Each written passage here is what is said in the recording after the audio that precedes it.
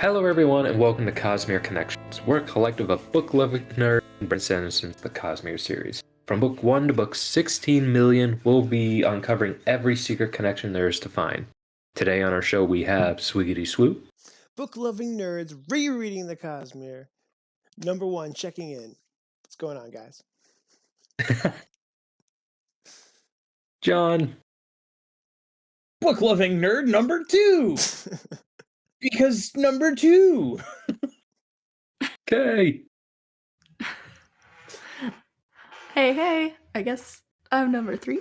Book-loving nerd number 3. And I'm book lover number 4, ReaderWarrior, and today we're going to be covering The Shadows of Self, Part 2, Chapters 9, 10, and 11. Awesome. And so I do believe Chapter 9. I got Chapter 9. So, Big. we start off this chapter. Wayne and Marasi have been left behind by Steris and Wax, who have jumped to the top of the tower. They've been left behind at the bottom, so they need to go in the normal way. But when they get up there, they find out that their names are not on the list. Well, they are on a list, but the list of people to be kept out specifically.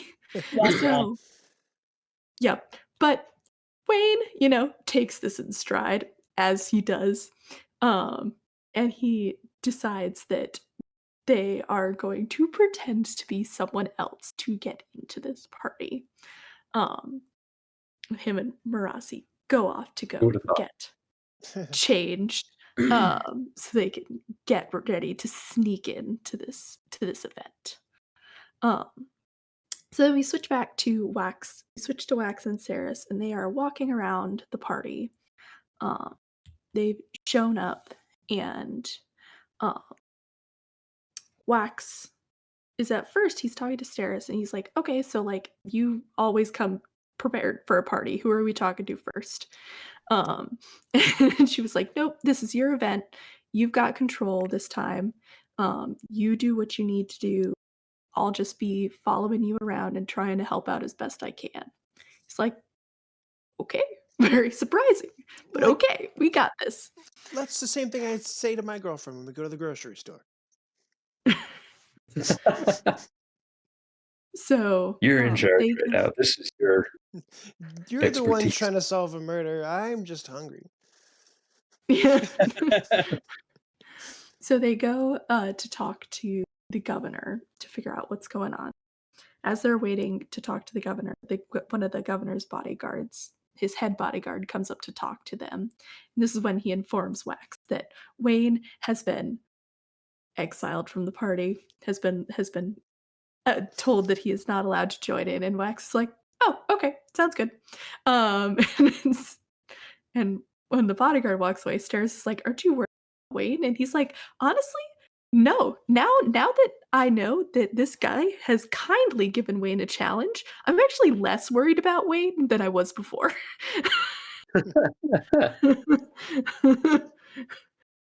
Because Wayne is going to have fun trying to sneak around versus him just getting bored at the party. Wax would be a good teacher.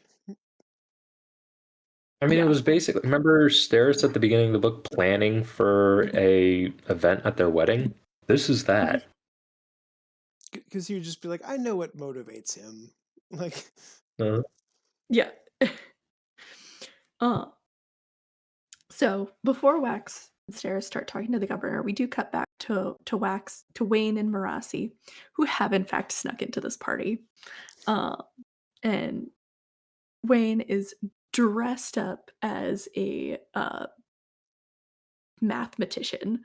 This like famous mathematician from New Saren, which is a city south of Ellendale.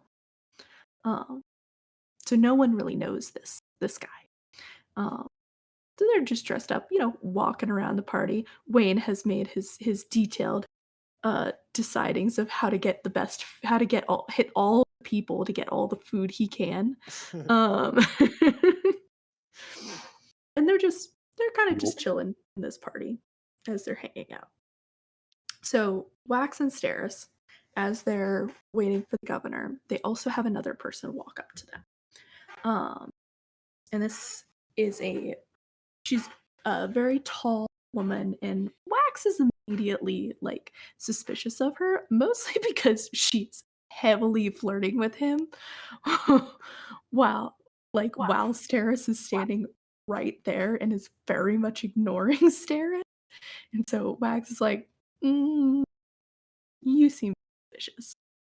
Um, so and he keeps an eye out for her. Then he talks to the governor for a little bit uh, about, you know, what's been going Governor on a little bit.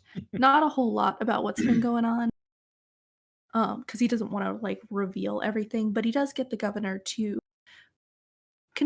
he convinces the governor that they need to have set up a meeting tomorrow to have a conversation about the investigation, not in this room.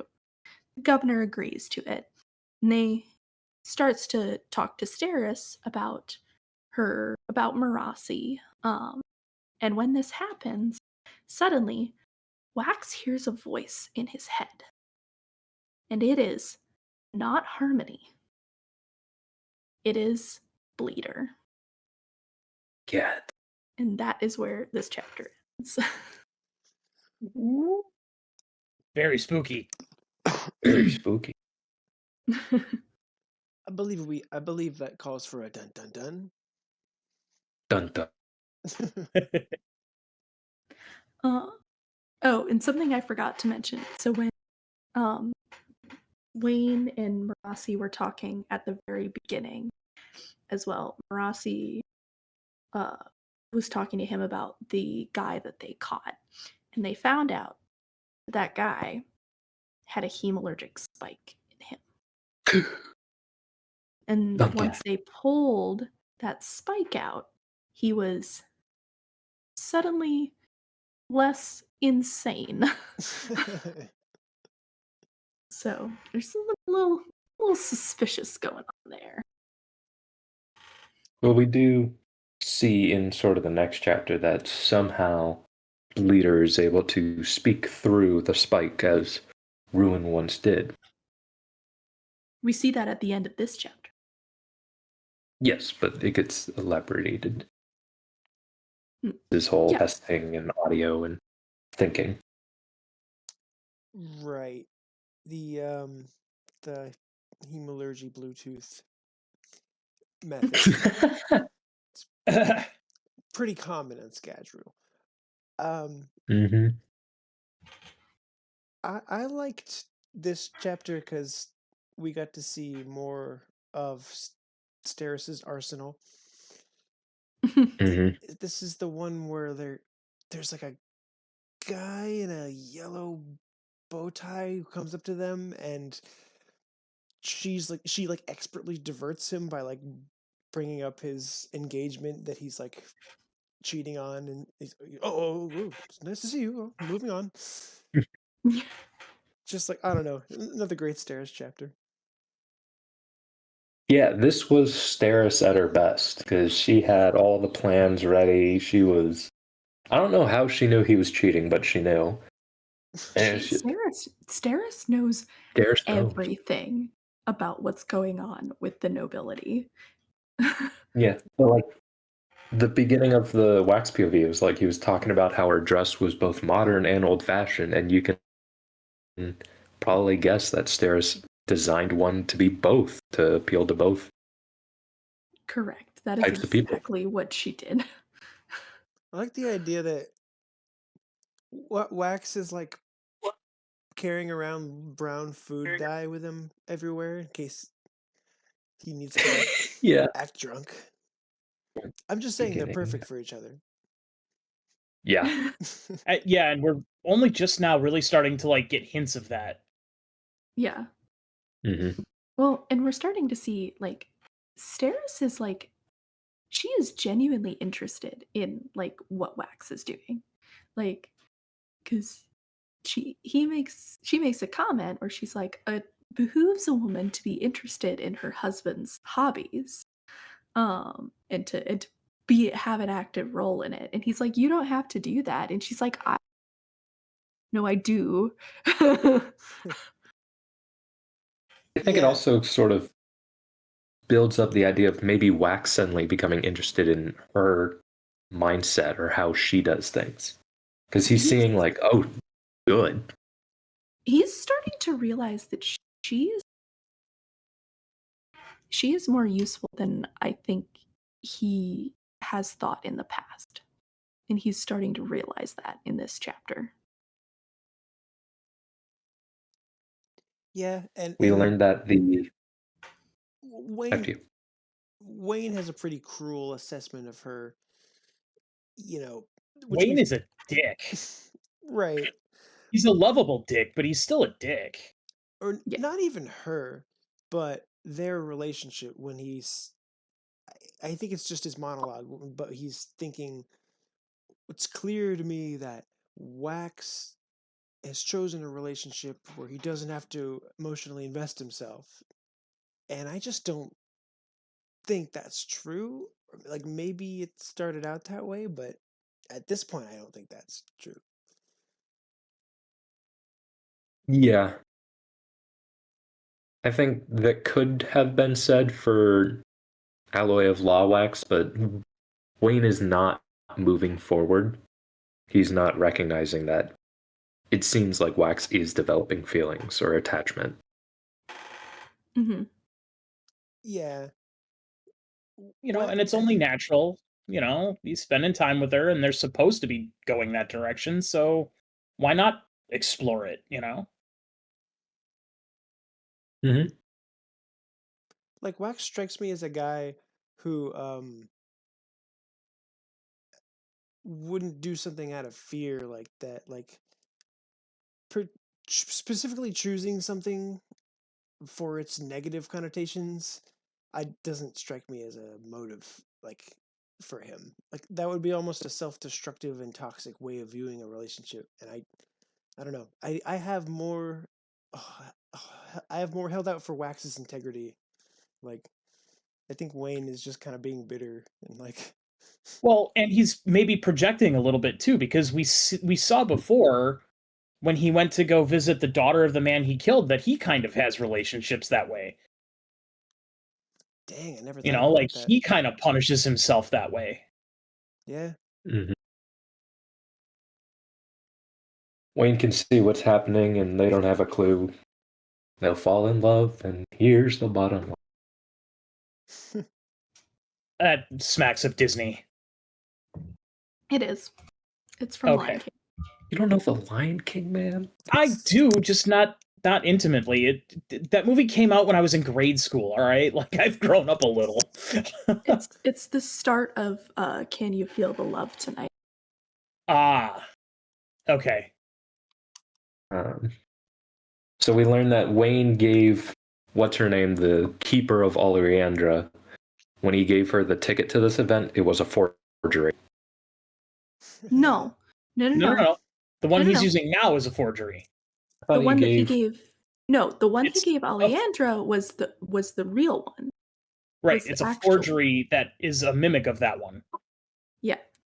How did he get a soul stamp? Wait.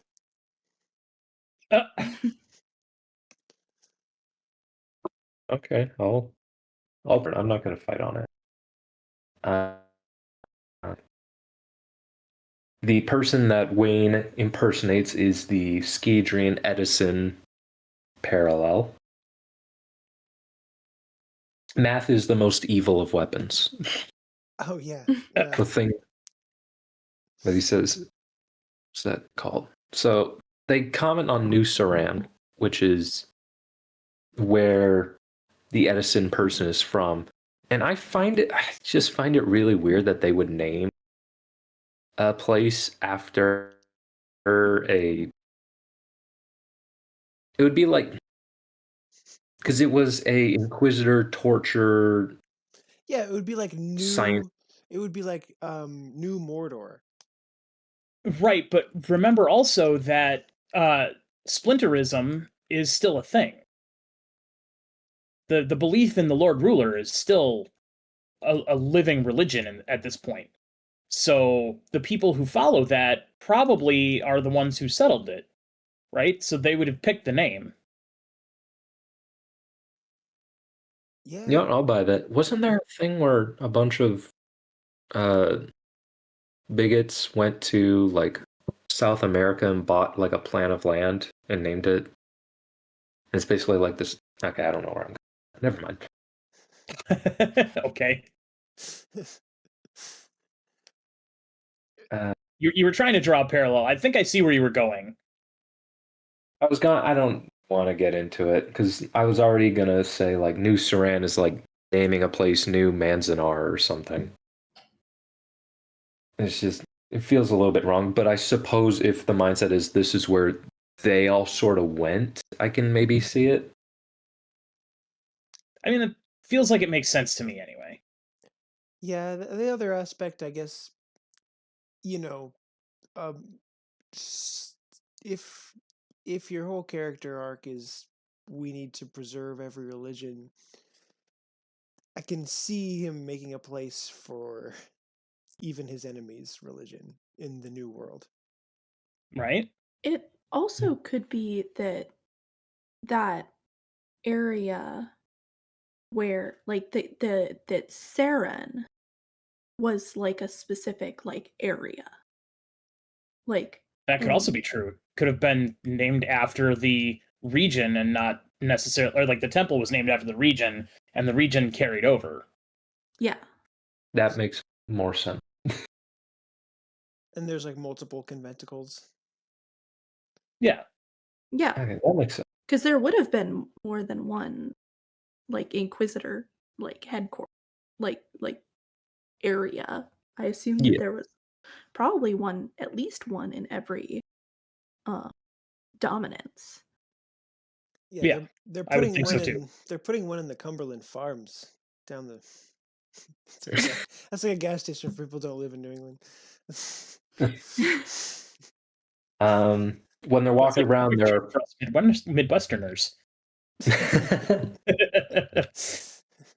when they're walking around the party, there are sort of pillars that have each and every metal on the Allomantic table, except for one, which has the lost metal atium.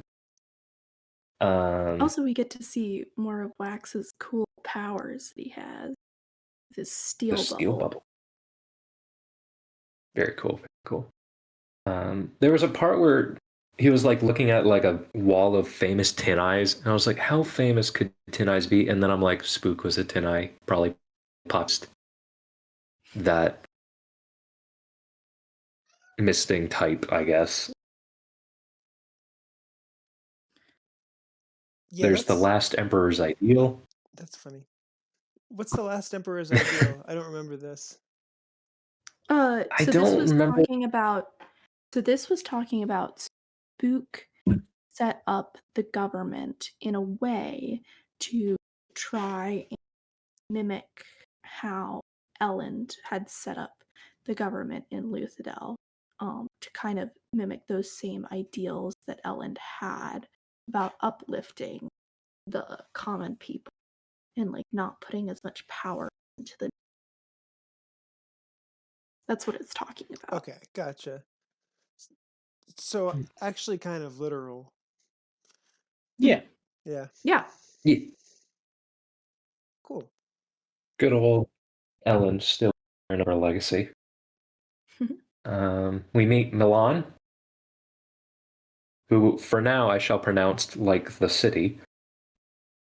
And then there was when when Wayne is walking around, there was two Evanotypes, and they are presumably inspired by real-world photographic processes invented in the 19th century, such as the butcher these daguerreotype, ambrotype, and tintype, and chemicals to create monochromatic images.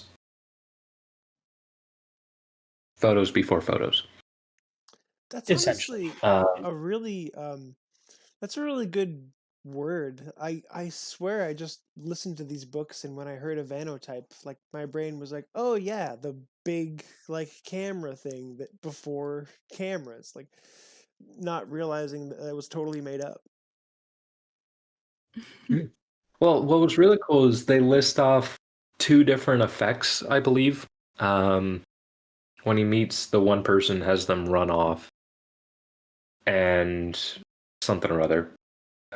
They list off 2 effects that are not real effects based upon their names, but are actual effects. I don't remember what they're called in world, but it refers to the Zeeman effect, which I believe you can place a magnet and then with like iron dust, and you can see the magnetic waves In for a world, it's minute. called the Higgins effect. The Higgins effect, and then the other one is the East, which is basically the same thing but with electricity, I believe. Cool. These up a while ago. And okay, we haven't really talked about it, but Innate, kind of a douche. Well, this is Yeah, our well, first meeting with him, for one. And he's We like, saw him speak. yeah, Marassi's chapter. that is kind of. true, yes. Yeah. Yeah, and that was a pretty douchey speech too. It really was. He's pretty flippant with It's his just own weird. safety as well. He's just seems pretty unconcerned about the assassin. He pretty much spits and waxes attempts to, save his life. It's cocky and arrogant, and I honestly don't care for it. Yeah. That's a Yeah, legitimate it's opinion. very tough to look at when did this book come out? Okay, 2014, 2013. Usually have that knowledge just upon you. So that's why I threw that I at don't you. know when. I know when like specific books came out. 2015. 2015. Yeah, it's close. It's really weird looking from like 2015 was right about. Coming from an older lens on what a corrupt politician was like in modern times.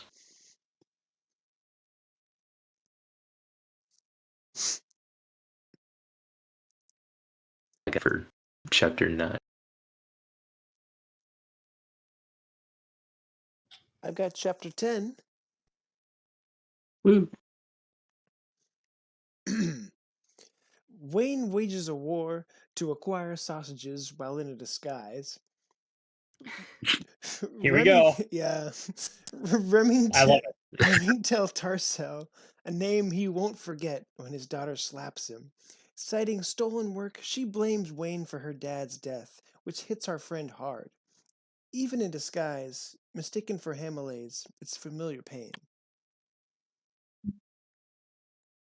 Which I thought that was kind of an interesting section. Like, she just comes up out of nowhere and is accusing like the guy he's disguised as of stealing her dad's work, and he's like, he can't handle it. He's like, oh no.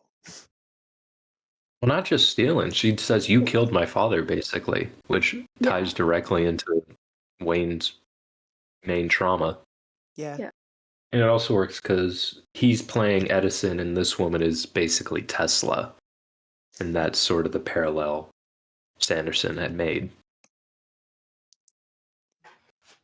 I like that. That's cool.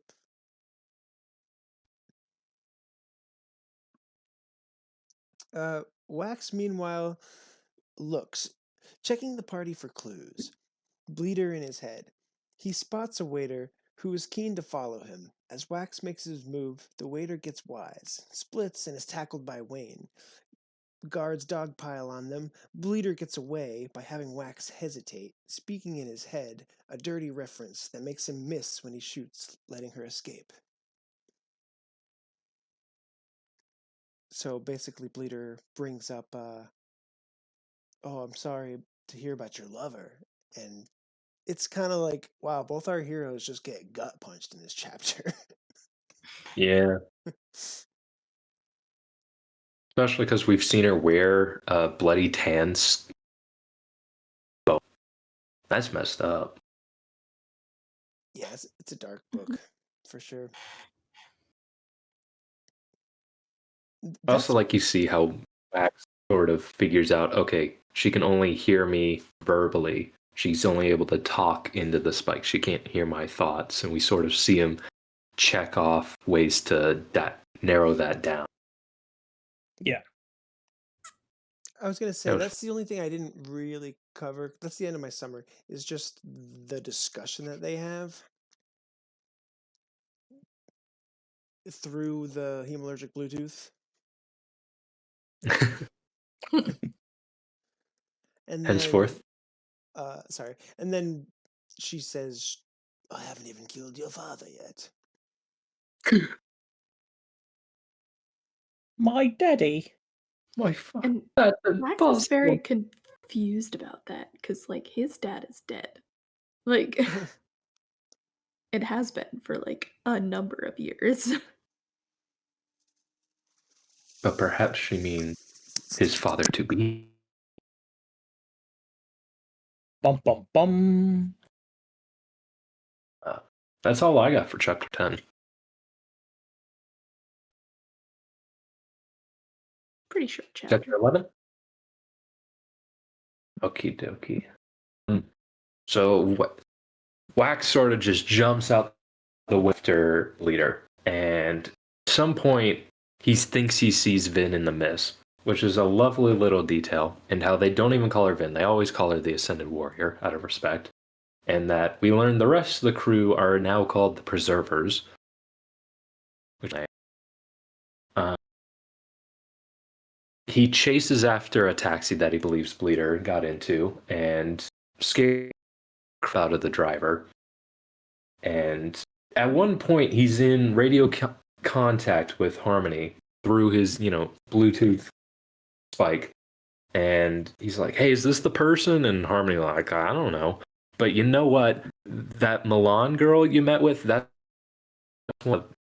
Trust her. I'm going to give you that information in advance because why wouldn't I? I could have given it to you at the party when they met, but, for the lulz, I won't." For the lulz.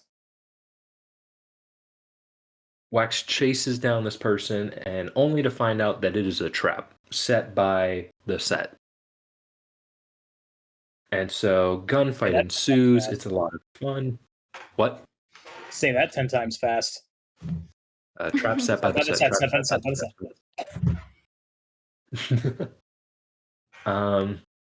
So Wax gets pinned down. He's shot a little bit in an arm, and he about getting ready for people coming at him when suddenly MeLaan, the random tall flirty woman, shows up and just starts wrecking people. And she even comments how, "Oh, I really have to be careful. Tensoon does not like it when I kill people."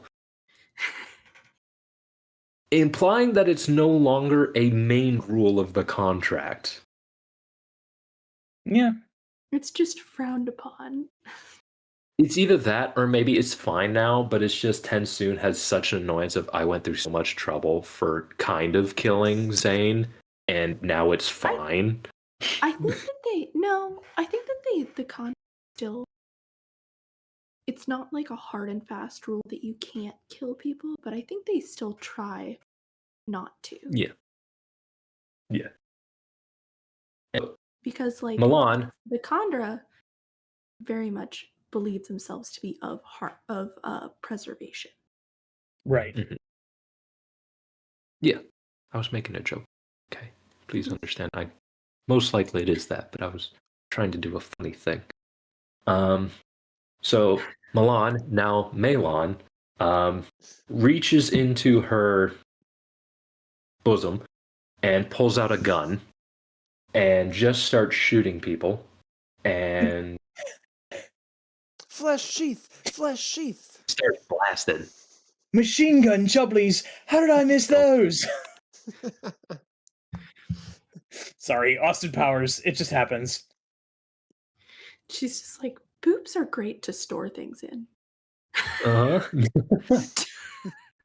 Especially when you make them as big as she probably did.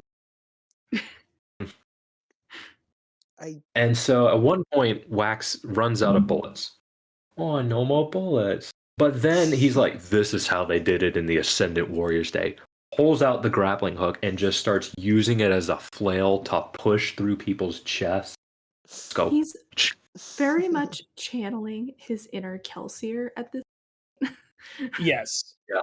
This fight is very reminiscent of the Kelsier versus an Inquisitor fight. Yeah. Mm-hmm. And so they make quick work. They're still snipers, but that's not a worry. He gives MeLaan a code word to give to Wayne and a rendezvous point, and she goes one way, he goes another. His way is to go into the canal and use it as a spikeway underwater to chase after. Pretty smart. Which is smart, but jeez, can you imagine the resistance? The resistance that comes with pushing against water. But then he goes flying off, swimming off. What would be flying and swimming at the same time? Like, we do flying have to is swimming in a different medium. Yeah.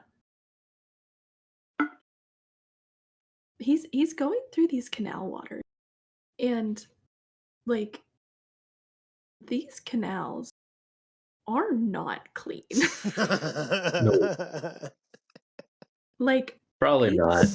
Probably, like, I think everyone is probably dumping poop in the canal. Well, Like, these are like not clean waters. I mean, man. beats getting shot. Okay, so oh boy, the River Thames in Victorian era, particularly around 1858, was essentially a massive open sewer, famously dubbed the Great Sea, due to the overwhelming smell of raw human waste, industrial effluent, and animal carcasses. Lovely.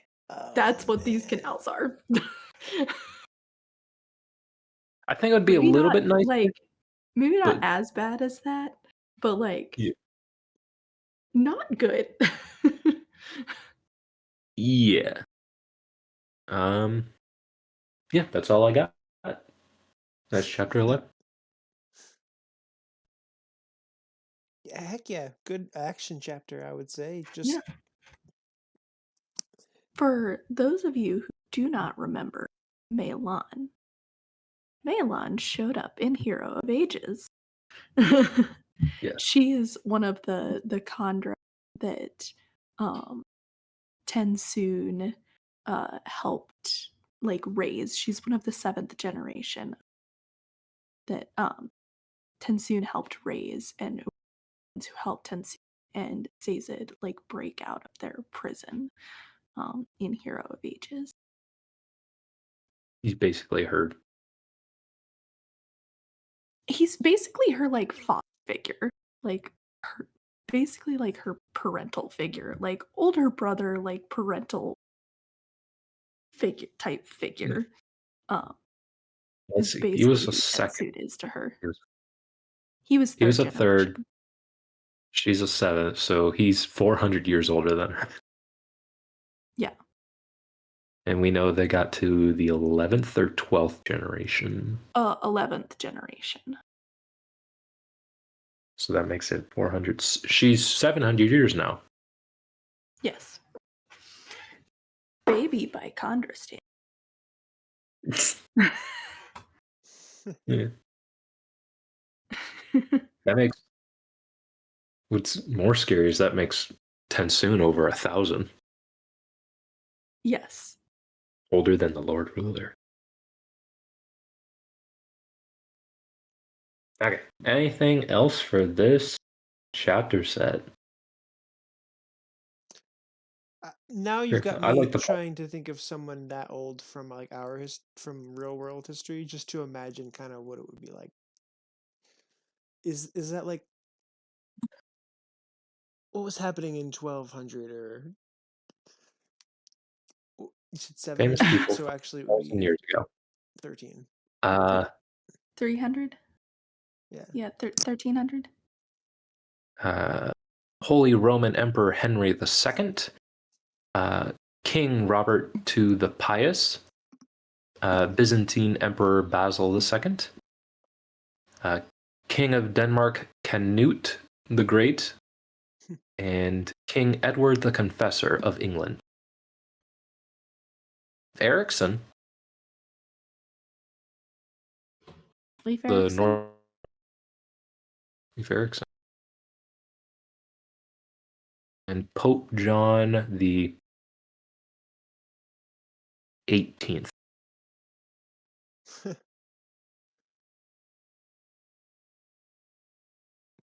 Yeah, Cool. that's crazy.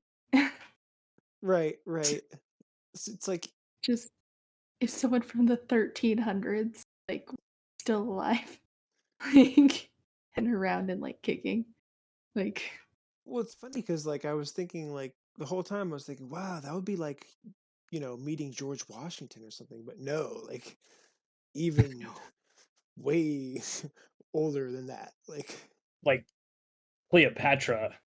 Yeah. Yeah. I mean, Leif Erikson, he's the guy. that.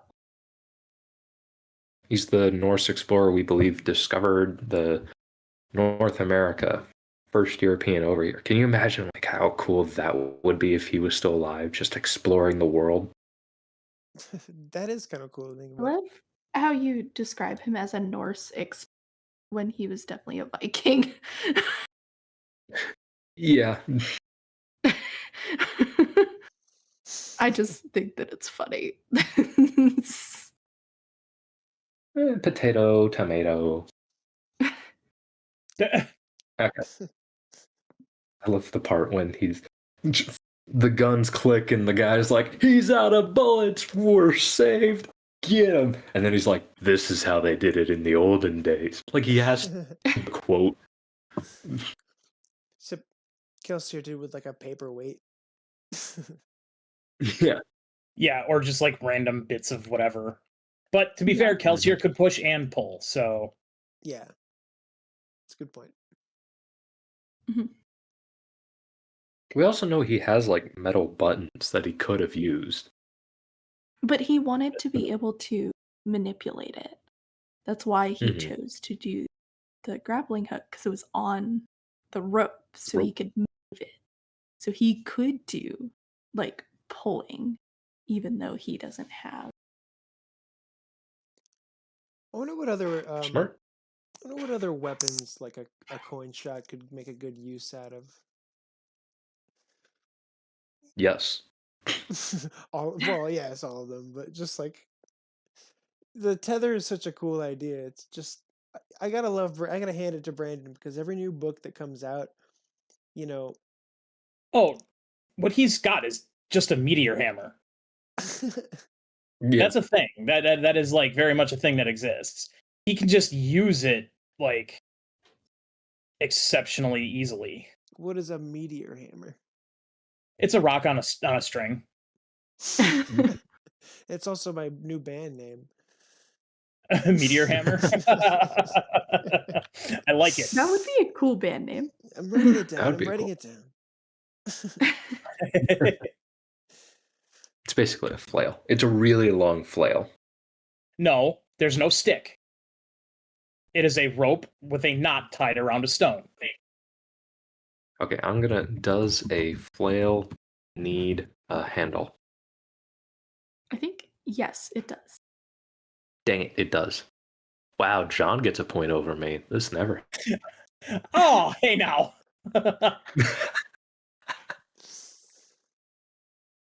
Okay. Anything else for this chapter set? Okie dokie. Well, next time we're going to have a guest be joining us as we cover chapters 12, 13, and 14. Be very excited for that. But for now, it is time to head into the spoiler realm. So if you have not finished, this book, the entire series, potentially the entire Cosmere, then we recommend that you stop here because it is likely we will talk about everything and anything. If you are caught up, feel free to stick around because it is likely we will talk. Wait a second, I'm just repeating myself now. Because we will talk about. That's where I am. I'm looking out at this at the corner of my eye. If you are caught up, feel free to stick around because it's likely we will bring up details one may miss or plot threads still yet to come. Don't forget to subscribe, leave a like, star, heart, all those fun things. Check out our socials in the description. But if this is where we must part, then my name is ReaderWarrior, nerd number 4.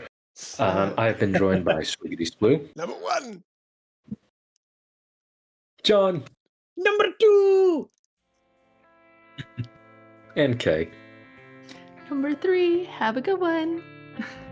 And don't forget, there's always another connection. Bye. See ya.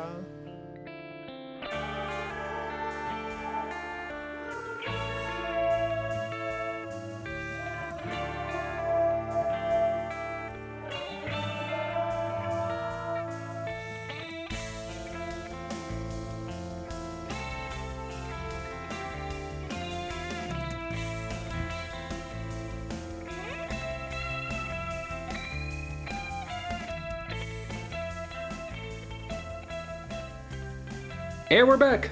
Spoilers. In a world where you can say any spoiler you want. I was going to be concerned if you said anything, and I'll be like, well, within reason. Yeah.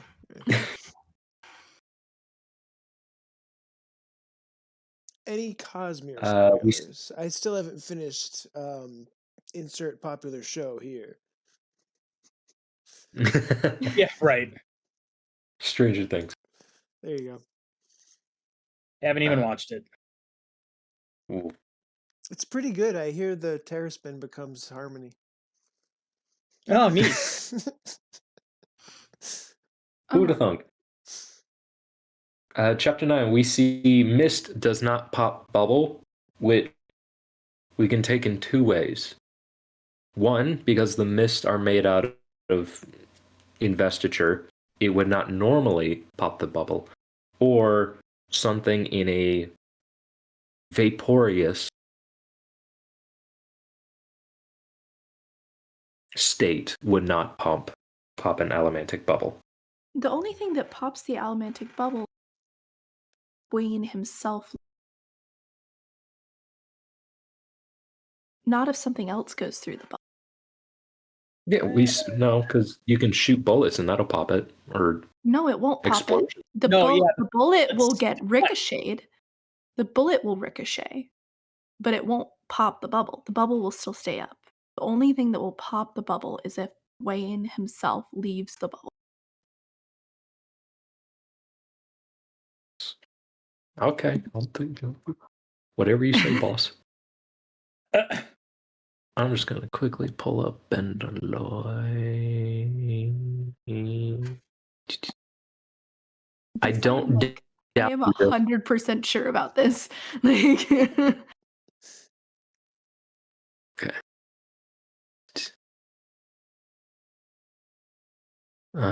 For example, someone standing on a planet which is quite large and massive is actually moving with the rotation, and the bubble moves with that person, but the bubble itself. If the slider created a time bubble on a small moving object, or the person merely walks to the edge of the bubble, the slider will be transported through the bubble, popping it. Objects entering or exiting the bubble are thrown widely off course.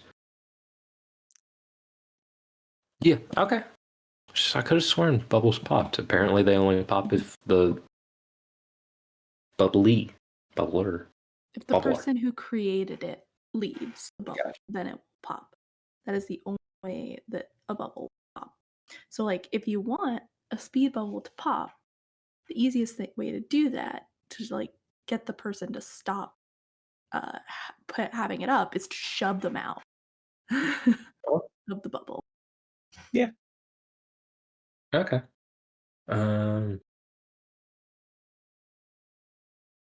That's that for that POV. There was a line in which I wrote a note saying, unless they were a Necro booster. I don't remember what specifically that line was. It's at the beginning of the Wax POV. I don't We know, do but I was see. gonna say, sorry, going back to talk about the bubbles. I really like that we're starting to see Wayne's precision with these bubbles. Like Yeah. that, like we see him starting to get really good at using the bubbles and like making sure to like only catch like specific things. I really like that. That like even this early on, like that was always the Yeah, that is thought. cool. Like Sanderson was going towards. Yep. I do love seeing Oh, people I like think at the top of their game pushing, pushing the magic structures and stuff like that. This is like a great example of that. I think it was in line. Wax is thinking about, okay, the only two ways to take down Bleeder are to kill her or to make her waste her ferochemical powers. And the other option would be you have a Necro booster that can soothe/riot. Oh, yeah, but I don't think that they know about that, and I don't think that the Chondra have said anything about it. Or would want to say anything about it. Sure. Yeah. Alright. He does the Allomantic, he does his own bubble, his push bubble, and it does not push on the metal on his body because identity, and he views the metal as part of him. But he can also like I don't know if it's necessarily identity. Because he can also like choose to exclude specific metal from it because he like can exclude like Steris's bracelet, for example. Like Yep. so I don't know if I would necessarily say that it's like identity related. Because of that, like specifically. Okay. The Lost Metal reference.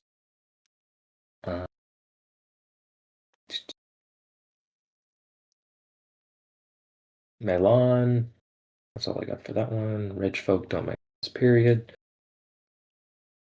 That's the man. That's the section with innate, right? Where they talk to Yeah. the governor for the first time, and he's so flippant about the security because he's obviously faceless immortal. Yeah. Well, that's what's really funny is he talks to Wax. I say he. I don't know what gender. They talk to Wax. Leave. Step over like a few feet in a middle telepath thing. I know. Right then and there. That was so Well, yeah, like distracting. also like the fact that Bleeder is having this like telepathic conversation with Wax while also like carrying on a conversation with Steris. It's weird. Mm-hmm.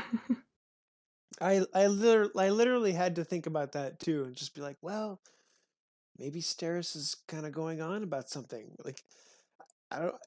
Maybe Bleeder's like so old that like she's just super smart and like because it was really So distracting. Like every time they were talking, I kept thinking of that too. so here's the question for you guys. So Okay. Wax is walking around the room. He has Yes. left the governor's side. How is Yes. Bleeder able to hear what he is saying?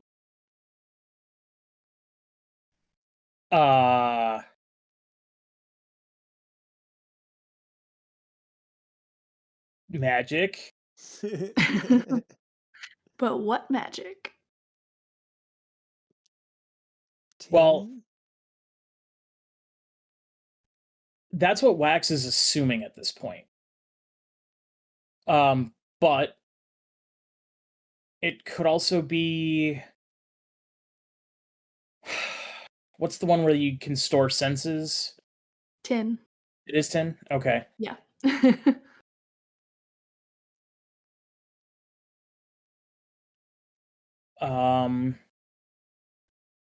So basically what I'm wondering is do we think that an allomantic or ferrochemical ability leader is using, or can you can Kandra,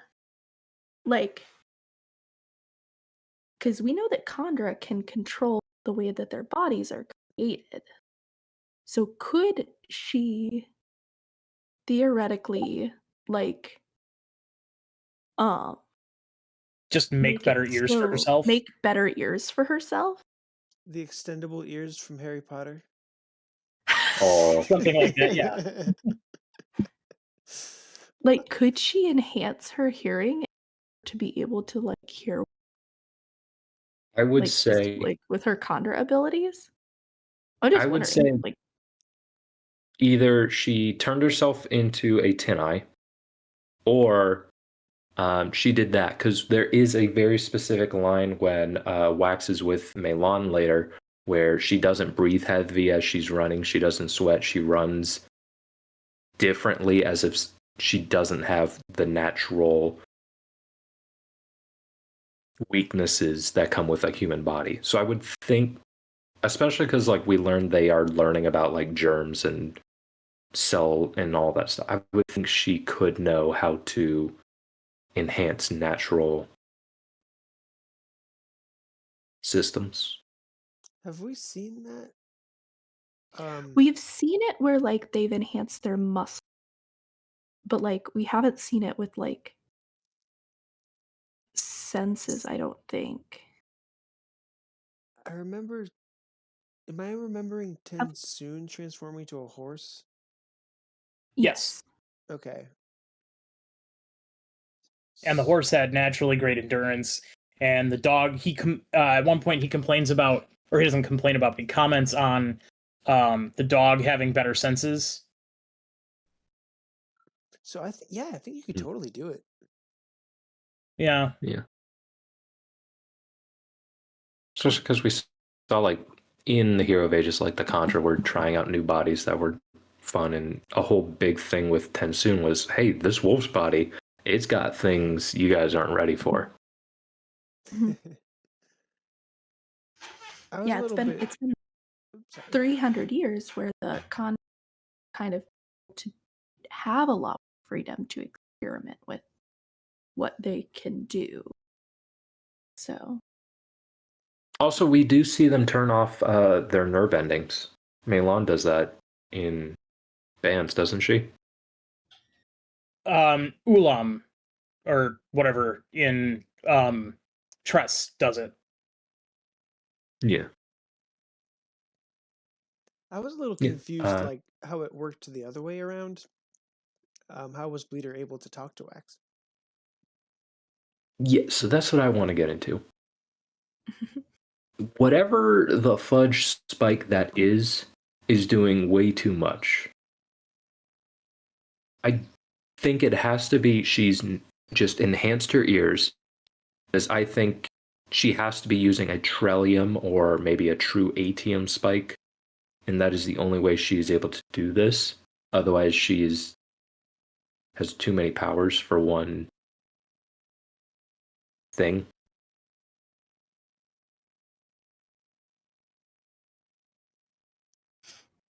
Either that or perhaps, I guess. I would I would say that it's definitely not an ATM spike. Because there hasn't been any ATM since the Lord Ruler. True. Since Kelsier destroyed the pits of Hassan and Elend and his band of misfits. Ragtag band of hoodlums. Yep. And considering it's tapping into Shardic radio almost, I would have to assume it is Trellium. Yeah.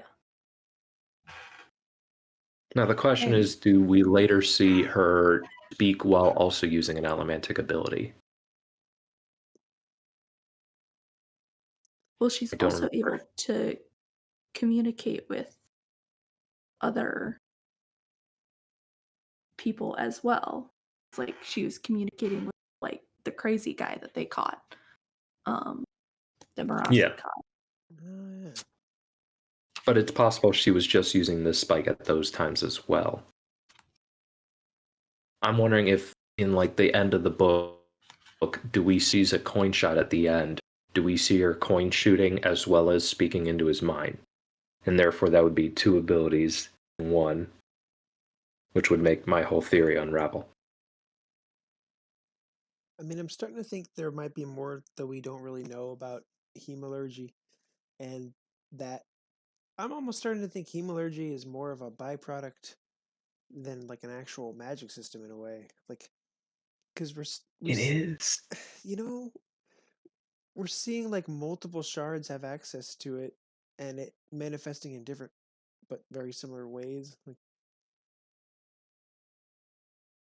Yes and no. I think Brand has said like every magic in of itself can be related to each other. That's why Fabrials like can use steel and iron and zinc and brass to similar effects of Allomancy, because they're all semi-related to each other. the tracks. Okay. I accept your premise. It's just, I think we've seen I think with Kolos, Inquisitors, and Khandra, we saw the maximum capability of base of preservation hemalurgy. There's still whatever the heck True ATM does, and now we're seeing hemalurgy with a different shards god metal. Because we also see her make the chimeras later. So I was trying to figure out if later on, so Wax ends up taking the earring out before the fight with Bleeder at the end. So No way of knowing. so there's no way of knowing. Because it's a bullet. Yes, because he turned it into the. Oh, and the other thing is the server is just apparently a set person that was there, I guess, watching Bleeder? I think working with Bleeder a little bit because the set is working for Trell, and Bleeder is also working with Trell. I don't think Bleeder, Palm... I say like working with in like a loose definition of that. Like they work I for the think- same boss. Yeah. Yeah. Because I don't think Palm would knowingly try to put Wax in a situation where he could die. Considering her madness is that she loves him and wants him to be free from Harmony's... I mean, if she was pushed. She does try to kill him. She does? She does. Yeah. Does she try to kill him or just free him? Both. If Like she tries to kill him as a way to free him. yeah. I don't think she's that... Okay, not that mad. She's but not Zachnafane from her the whole first Driz Jordan book. and this is a third. They've still got the... Sorry. I was always confused about the relationship between her and Trell. It's like she had the Trillium spike, but her motives seem very personal.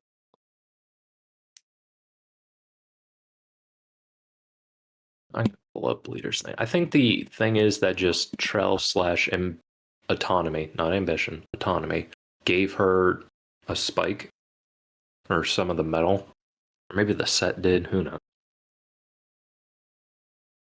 We don't know a lot. Yeah, Gives so she Bleeder. would hurt Wax in order to free him. I don't know if she would, but she would hurt, because she does straight up say at the end of the book, like, I'm going to have to do something about you, keep you safe somehow, but out of the way. Might have to hurt you, Wax, for your own good. Yeah. I could see, but like that was a kill box Yeah. that he was led to. So we think somebody gave her the spike, or she acquired the spike because it's not like a preservation spike, because it's another god. Like, it lets her have spikes, but can't be influenced. Mm-hmm. Apparently, she went by the alias Bleeder and colluded with the set, and they provided her with hemalurgic spikes made from Trellian Okay. that would allow her to hide from Harmony and steal allomantic and ferrochemical powers. It could just be, so if it's just a normal Trellium spike put in an hemalurgic creature, that allows you to speak to other hemalurgic creatures. And then if you do the stabby on somebody and steal their powers, then that changes it. I wonder if you have to have a connection with the person, unless you're like a god. Could also be.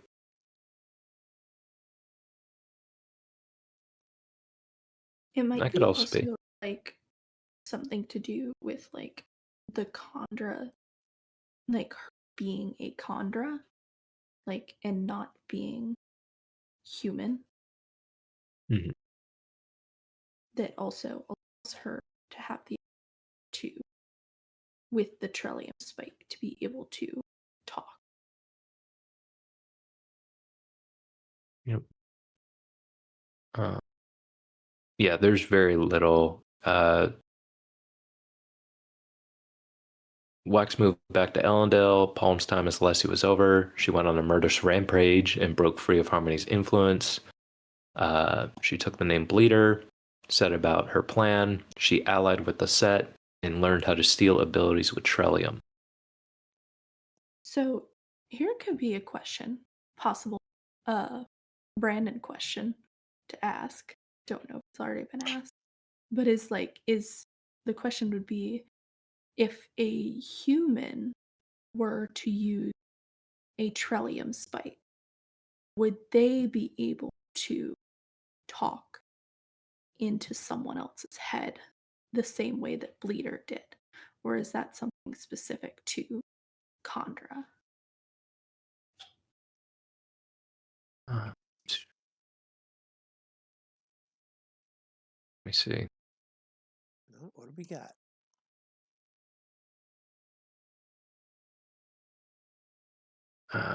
Every little thing about Trellium is Raffo. Yeah. Surprise. Of course. I mean, back in 2016, somebody asked, "Can we know the material Bleeder spikes are made out of?" He's like, "No." Nice try.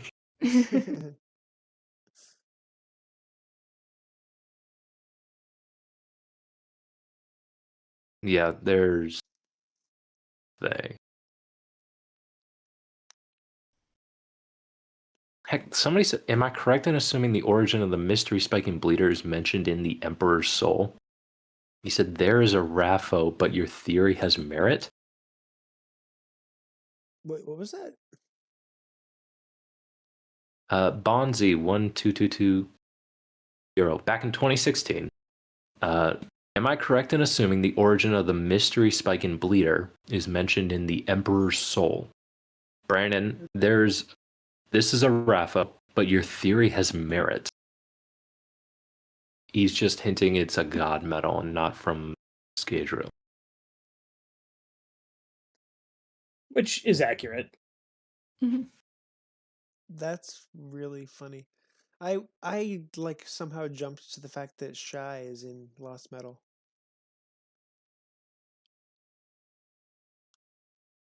Brandon did say in 2015 the spike is what prevented him from being able to find her. It was not an ability granted by the spike. That makes sense. Mhm.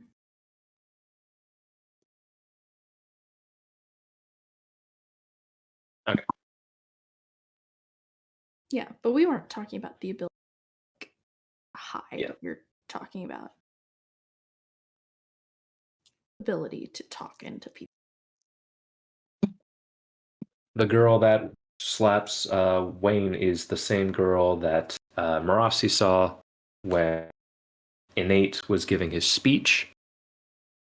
That's the woman who makes the radio/telephone, I believe. And she is one of the people that Wayne ends up investing and making like a really good investment off of. Yeah. Yes. Chapter 11, Leviathans. What's Leviathans? He was talking about just things in the night, and just using the word Leviathan was Yeah. surprising to me. I had one for chapter 10. Was when Bleeder says, "I haven't even killed your father yet." Is she talking about the priest in the next set of chapters? Yes. Yep. Okay. Yeah. Father- That threw me too. Yeah. I mean, I thought she was talking about Harmony, as in like God the Father, but No, she was makes more talking sense. about Father Ben, who is the that they had decided was going to marry them.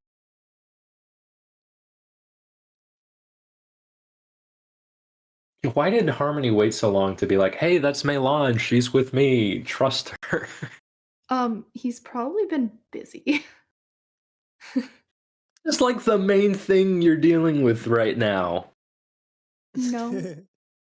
he Yeah, we can't know that. he Yeah. 100% told her to go down there and introduce herself nicely and say, "Hi, I'm here on behalf of Harmony." And she 100% was just like, "Nah, I'm gonna mess with him because No. that'll be way more fun." I'm gonna flirt with Yeah. him in front of his fiance. I do what I want. He definitely went like, go help Wax, go to the meet up with and help him. And she went, okay, sounds great, and decided to flirt with him.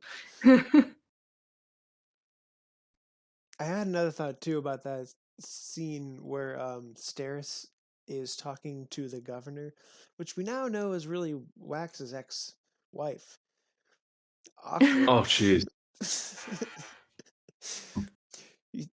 Yeah, that's hilarious. Especially my gosh, Bleeder doing I feel sorry about your lover's death. That's messed up. Coming from the lover. She is sorry. Well, yeah, because to her, the lover was just like a role, you know, it was play acting. Yeah. Yeah, you gotta wonder if like Innate is like measuring her up. Well, yeah. Also, like, Bleeder is like she wishes that she didn't have to die and put Wax through that situation. Like, she never wanted to do that.